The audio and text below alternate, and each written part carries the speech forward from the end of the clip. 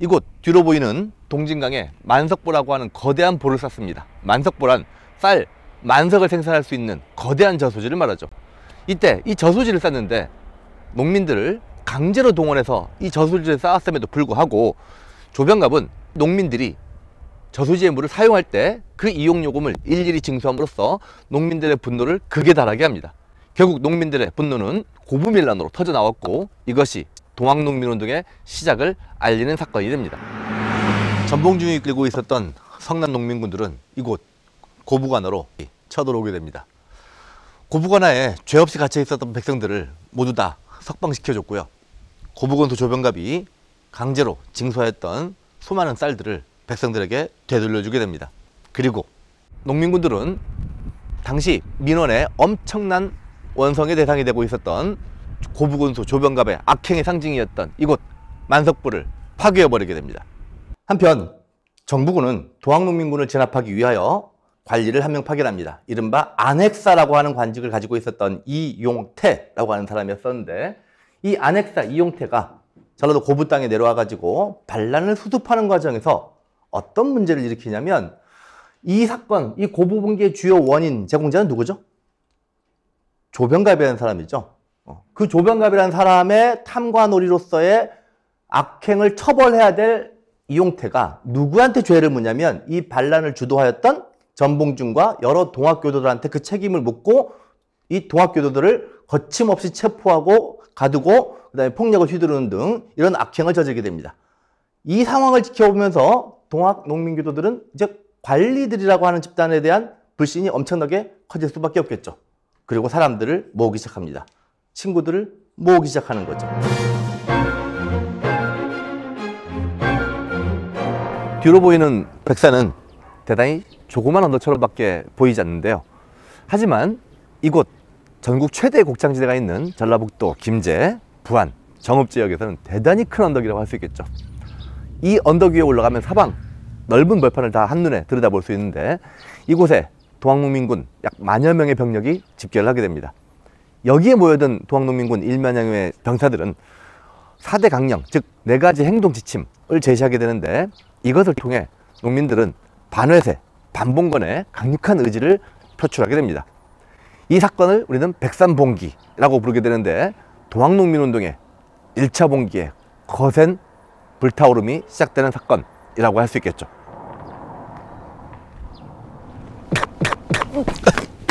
이 사실이 당시 전라도 감영에 있었던 전주로 보고되자 전라도 관찰사는 이 동학농민군을 진압하기 위한 대대적인 관군 진압군을 파견하게 됩니다. 정부군과 처음 맞닥뜨린 동학농민군은 이곳 황토현에서 정부군을 대상으로 대승을 거두게 됩니다. 동학농민군들을 얕잡았던 정부군으로서는 매우 당황스러운 순간이었겠지만 농민군은 드디어 그들이 이루려고 했던 새로운 꿈, 모두가 다 평등한 세상에 한 발자국 한 발자국 다가가는 대단히 큰 의미가 있는 순간이었습니다. 전남 장성인 그리고 농민군은 진격을 거듭했고 전라남도 장성 황룡촌에서 다시 한번 정부군과 대대적인 맞대결을 벌이게 됩니다. 황룡촌 전투에서 농민군은 다시 한번 대승을 거두었고 그리고 동학농민군의 칼날은 이제 전라도에서 가장 큰 도시, 호남 지방에서 가장 큰 도시인 전주를 향하게 됩니다. 그리고 거칠 것 없이 전주로 동학농민군이 진주하게 됩니다.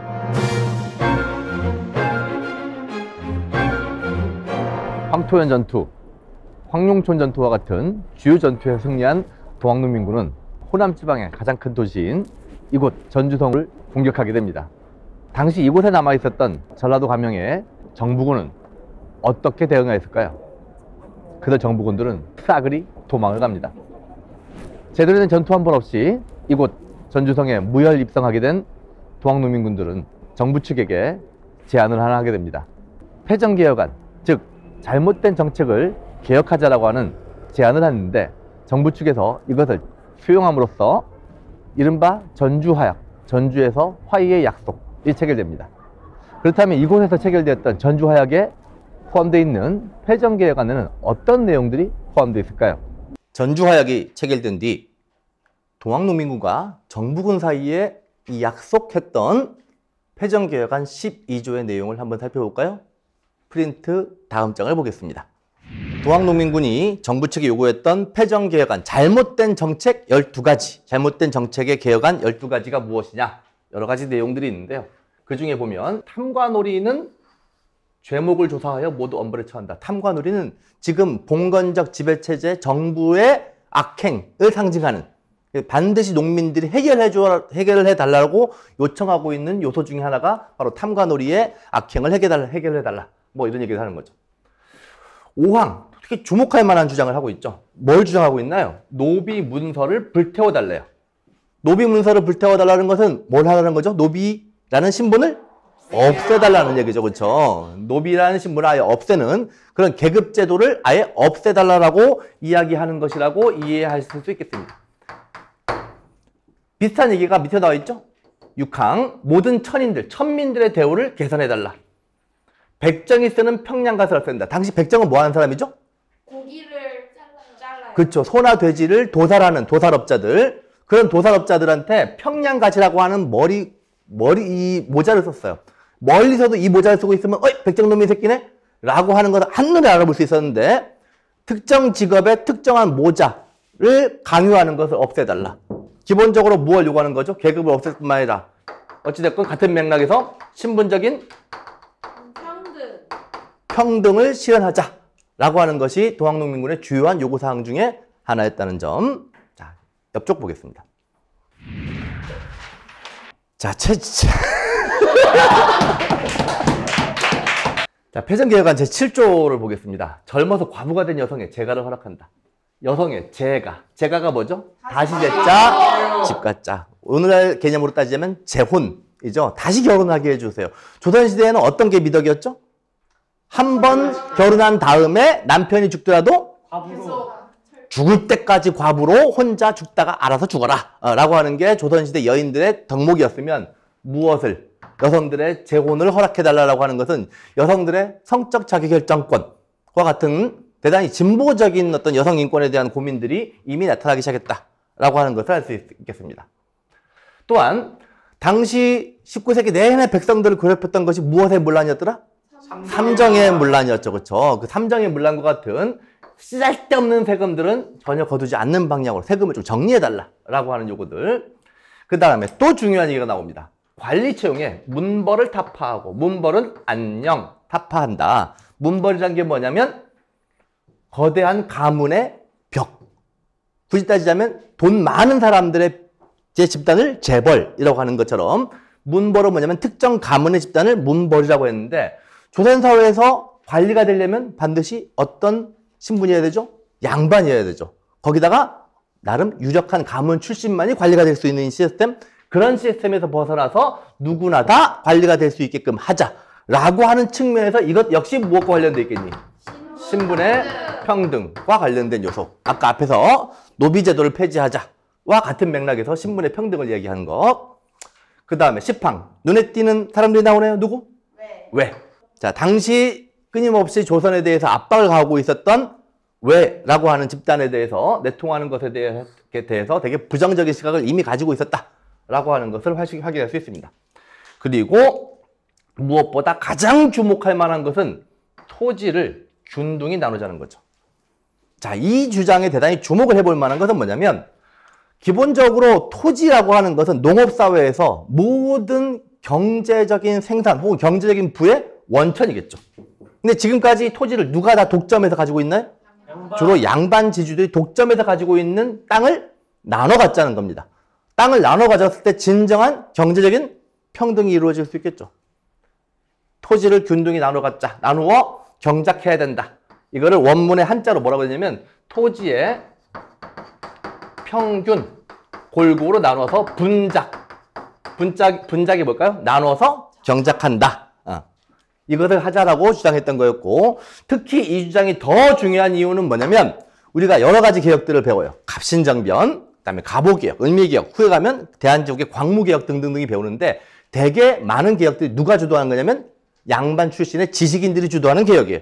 그들이 토지의 균등한 분배를 이야기할까요? 안 할까요? 하지 않아요. 자기들의 기득권의 핵심이라고 할 수 있는 토지의 분배는 이야기하지 않아요. 그럼 앞으로 배우는 수많은 근대 개혁 중에 토지 개혁에 대해서, 특히 토지의 균등한 분배에 대해서 이야기하는 것은 오로지 누구의 개혁 때? 동학농민군의 개혁 때 유일하게 토지의 평균 분작에 대해서 이야기한다는 점 정도는 중요하게 기억을 해두시면 좋을 거예요. 자, 여기까지 동학농민군의 패전개혁안 12조에 대해 살펴보았습니다. 자, 한편 제 오른쪽에 있는 교정청에 대한 자료를 보겠습니다. 동학농민군과 정부군 사이에 전주 화약을 통해서 개혁하겠다고 약속했죠. 그래서 교정청은 정부가 주도하는 가운데, 조선 정부가 주도하는 가운데 농민들한테 패전개혁안을 이렇게 개혁하겠다고 약속했고, 그렇게 설치됐던 정부의 개혁기구 이름이죠. 내용 한번 볼까요? 자, 우리 정부, 조선 정부는 왕명을 받들어 교정청이라고 하는 걸 설치했는데 뭐 중요한 관리, 아주 높은 관리들을 뒀대요. 근데 이 모든 여러 가지 개혁들이 나오는데 개혁의 이유가 뭐라고? 동학당이 주장해온 바의 일을 개혁하기 위해서 만들었다. 자, 나중에 교정청 가리더라도 동학당이 주장해온 거를 정부가 여러 주요 관리들을 두고 뭔가 하려고 했다. 그러면 어느 개혁기관인 거죠? 교정청이라고 하는 개혁기관에서의 개혁 내용이다라고 하는 것 기억하시면 돼요. 우리 동학당이 주장해온 바의 일을 정부가 주도해 나가는 거. 교정청에 일하는 개혁기구의 역할이었다는 거. 전주화약을 체결한 뒤 농민들은 각자 고향으로 흩어져 각지에 집강소라고 하는 기관을 설치하고 그 지역마다의 행정과 치안을 사실상 장악하게 됩니다. 이 과정에서 동학의 교세는 날이 갈수록 확대되어 그 근거지였던 전라와 경상 지역뿐만 아니라 저 북쪽으로 경기, 강원, 그리고 황해, 평안도까지 그 세력이 점점점 확대돼 나가게 됩니다. 그런데 당시 동학농민군을 진압할 능력이 없었던 조선 정부가 청나라에게 농민군을 진압하기 위한 군대를 요청한 사실을 알고 있었던 농민들은 별로 없었습니다.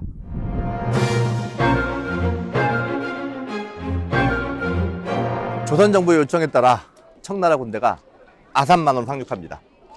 청의 군대가 아산만으로 상륙하는 것을 사실을 알고 일본은 자신들의 군대를 제물포로 상륙시키게 되죠. 청나라와 일본 군대가 동시에 조선 땅에 들어오게 된 건데요. 이것은 1884년 텐진 조약에 근거한 것이었습니다. 텐진 조약 기억하시죠? 1884년 갑신정변 때 청과 일본의 양국 군대가 동시에 철병하고 물러나고 동시에 출병, 자기들이 동시에 조선에 들어올 수 있다고 하는 규정을 만들어놨던 갑신정변의 텐진 조약을 근거로 해서 청일 양국 군대가 동시에 조선에 진출하게 된 겁니다. 이때 일본군은 당시 동학농민운동이 활발히 진행되고 있었던 호남 지방으로 군대를 향하지 않고 이곳 경복궁으로 습격을 하여 그들 구미에 맞는 친일 정권을 수립하게 됩니다. 당시 이미 이빨 빠진 호랑이가 되어버렸었던 흥선대원군을 수반으로 하는 친일 정권을 수립한 일본은 조선 측에 강요하여 이른바 제1차 가보개혁을 단행하게 되었던 거죠. 당시 정부군과 동학농민군 사이에 합의사항이었던 패전개혁안을 실천에 옮기기 위해서 본격적인 활동을 하고 있었던 교정청이라고 하는 개혁기구를 해체시켜버립니다. 그리고 자신들 입맛에 맞는 개혁을 진행하기 위해 뒤로 보이는 경복궁 수정전에 군국기무처라고 하는 새로운 개혁기구를 만들게 되죠. 이것이 김홍집을 총리 대신으로 하는 제1차 가보개혁의 시작, 일본 측의 강요에 의해서 시작되었던 조선의 근대개혁의 시작이었습니다. 청일전쟁을 일으켰던 일본이 조선에 대한 강력한 정치적 간섭을 통해서 제1차 가보개혁을 시작했죠. 그 제1차 가보개혁을 시작한 이후에 일본군은 남쪽으로 동학농민군을 진압하기 위해서 남하기 시작합니다. 이 소식이 알려지면서 동학농민군들 전체가 일본군을 물리치기 위해 힘을 합칩니다. 남접과 북접이 연합을 하죠. 자, 남접이라고 하는 집단이 있고요, 동학에. 그다음에 북접이라고 하는 집단이 있습니다. 접이라고 하는 건 뭐냐면 우리 앞에서 배웠던 거 기억하시죠? 최시영 선생, 제2대 교주였던 최시영 선생이 동학의 교단 조직을 확대하기 위해서 포접이라고 하는 교단 조직을 만든 바 있었는데, 그 접이라고 하는 큰 단위의 조직 체계, 당시 북접을 이끌고 있었던 최시영 선생, 남접을 이끌고 있었던 전봉준.